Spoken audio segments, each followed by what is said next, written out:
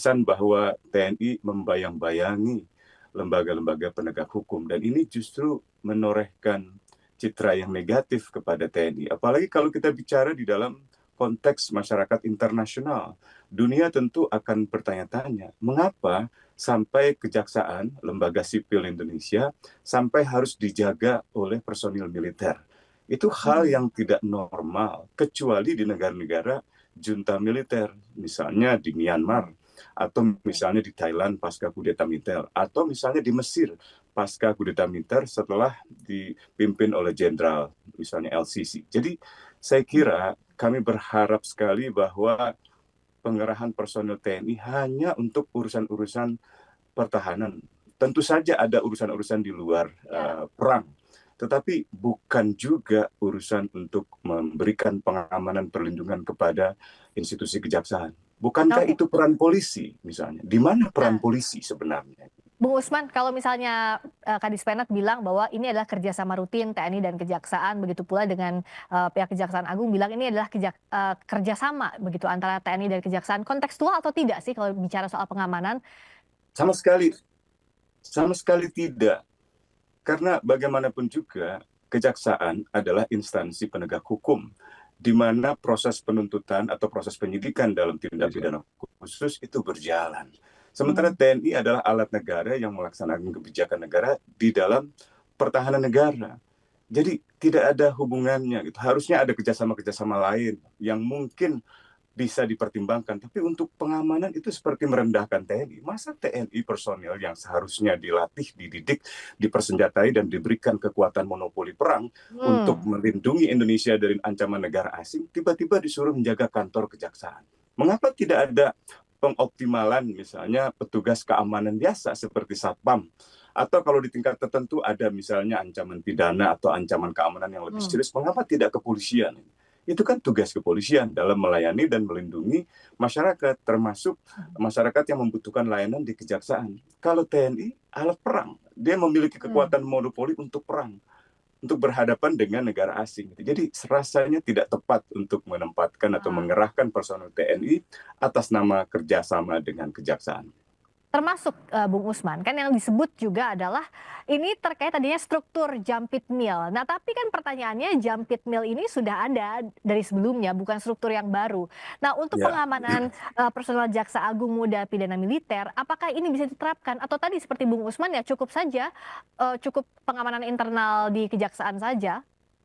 Seandainya seseorang masuk ke kejaksaan, katakanlah menjadi jaksa agung muda, atau menjadi kepala kejaksaan, atau menjadi apapun sebagai jaksa di lingkungan kejaksaan, baik itu tingkat negeri, tingkat bawah, tingkat tinggi, sampai dengan di tingkat kejaksaan agung. Maka segala perlindungan keamanan itu menjadi urusan kejaksaan.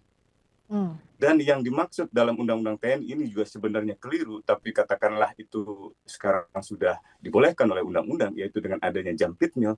Kalaupun diperlukan pengamanan seorang Jampitmil, apakah harus seluruh kejaksaan negeri, kejaksaan tinggi? Saya kira itu berlebihan lah, ya. Dan seharusnya TNI justru dioptimalkan untuk urusan-urusan yang memang merupakan bagian dari urusan TNI, menjaga kedaulatan negara, integritas teritorial negara, dan keselamatan segenap bangsa, misalnya dari ancaman negara asing. Jadi saya kira itu mesti ditinjau ulang, dan kami meminta agar telegram itu ditarik. Pertama, ini bukan kebijakan internal. Kalau misalnya pengerahan personel militer di dalam tangsi-tangsi militer, di dalam lingkungan satuan-satuan teritorial militer, misalnya untuk Angkatan Darat di Kodam, atau misalnya di Korem, di Kodim, Koramil, itu tentu merupakan kebijakan internal. Atau misalnya di lapangan udara, atau di Armada Barat, Armada Timur, dan seterusnya. Tapi kalau sudah masuk ke ranah publik seperti misalnya kejaksaan, maka itu bukan lagi kebijakan internal. Dan karena itu pengerahan personil semacam ini tidak bisa begitu saja dilakukan oleh Panglima. Seharusnya, ya, ini dalam undang-undang yang lama, itu persetujuan politik dari negara. Pak Kristo, mungkin sedikit penegasan saja Pak terkait dengan kejadian ada baru ini. kesalahan komunikasi, Bagaimana kronologi, kemudian berapa jumlah korban baik sedang diperbaiki suaranya. Sebelum kita kembali lagi ke Bung Usman dan juga Bung Dave, oke? Sekarang saya kembali lagi, Bung Usman sudah bisa dengar suara saya ya sekarang? Sudah. Oke, siap. Silakan dilanjutkan. Ya, Mas. jadi tadi saya katakan ini tidak bisa dilihat sebagai kebijakan internal karena bukan pengerahan personil di lingkungan satuan-satuan teritorial militer, Ya, bukan di Kodam, Korem, Kodim dan seterusnya, bukan Koramil dan juga sebagainya. di Lanut, lapangan udara atau di Armabar, Armatim di dalam lingkungan Ya, militer. Ini pengerahan personil ke lingkungan publik di dalam institusi publik, institusi umum seperti kejaksaan yang melayani masyarakat dalam konteks misalnya pengaduan atau pelaporan tentang kasus pelanggaran HAM berat atau kasus-kasus misalnya tindak pidana khusus lainnya seperti korupsi. Jadi itu tidak tepat sama sekali gitu. Dan yang ya, kedua adalah mekanisme pengerahan personilnya. Dalam Undang-Undang TNI yang lama, setiap mekanisme pengerahan personil TNI harus merupakan keputusan politik negara. Artinya ada keputusan pemerintah yang disetujui oleh DPR, misalnya dalam bentuk undang-undang. Tetapi dalam undang-undang yang baru memang dimungkinkan lewat peraturan pemerintah. Tapi itu tetap akan memerlukan misalnya ketersediaan anggaran, masa waktu operasi atau masa waktu pengerahan personil. Dan itu seharusnya dikonsultasikan kepada DPR. Dengan demikian, maka setiap pengerahan personil TNI berada dalam kontrol sipil, berada dalam kontrol misalnya pemerintah dan DPR. Itu yang sebenarnya kami harapkan. Dan kami berharap dalam sidang DPR berikutnya, Komisi 1 bisa menanyakan apa urgensinya, apa signifikansinya dari pengerahan personal tersebut. Kalau memang untuk pengamanan Jampitmil, mengapa begitu banyak? Mengapa harus sampai ke Kejaksaan Tinggi? Mengapa harus sampai di seluruh lingkungan Kejaksaan Negeri? Itu artinya di seluruh kabupaten dan kota. Dan itu memperlihatkan Indonesia seperti ada dalam keadaan darurat militer. Ini yang saya kira harus dicegah. Jadi kalau kita mau mengundang kerjasama investasi asing, memastikan bahwa mereka akan mendapatkan layanan birokrasi yang baik, layanan kepastian hukum yang baik, dengan begini justru memunculkan tanda tanya, apakah Indonesia dalam keadaan normal atau dalam keadaan darurat?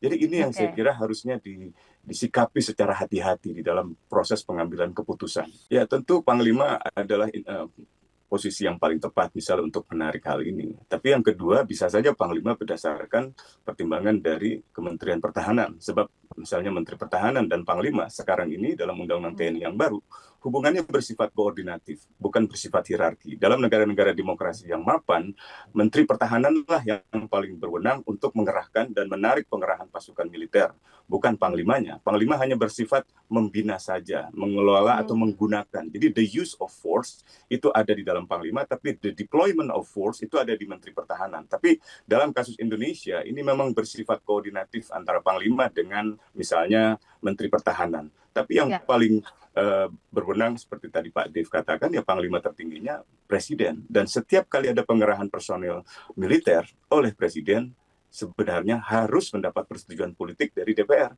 Karena itu menyangkut banyak hal, menyangkut masa berlakunya pengerahan personil, menyangkut anggaran, menyangkut keselamatan personil, menyangkut misalnya potensi-potensi penyalahgunaan yang terjadi di lapangan. Dan lagi-lagi Indonesia dalam keadaan damai, dalam keadaan tertib sipil, dalam keadaan normal, bukan dalam keadaan darurat, baik itu darurat sipil maupun darurat militer. Jadi pengerahan personil di lingkungan sipil seperti instansi kejaksaan sampai di tingkat kejaksaan negeri, dan itu artinya seluruh kota, seluruh kabupaten, itu memunculkan kesan bahwa Indonesia dalam keadaan darurat. Dan ini menciderai citra Indonesia sendiri, termasuk citra pemerintah, DPR, dan juga TNI. Ulang, ditarik, dibatalkan. Apalagi tadi pertanyaan Mbak Friska itu penting sekali tentang ego sektoral atau konflik-konflik yang muncul dalam proses penegakan hukum antara kejaksaan, KPK, dan kepolisian. Saya kira kita masih ingat ketegangan TNI, ketegangan kejaksaan, dan ketegangan kepolisian di beberapa waktu lalu, tahun lalu misalnya dengan Densus dalam konteks proses penegakan hukum. Jangan sampai ada konflik kepentingan, jangan sampai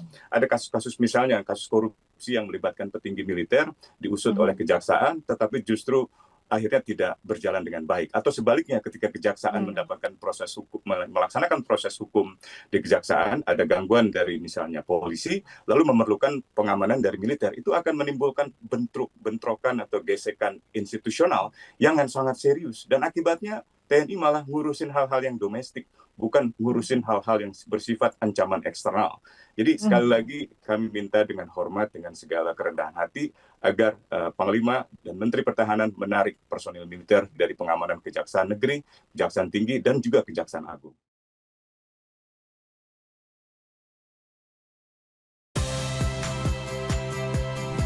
Saya Audrey Chandra. Saksikan program-program Kompas TV melalui siaran digital, pay TV, dan media streaming lainnya. Kompas TV, independen, terpercaya,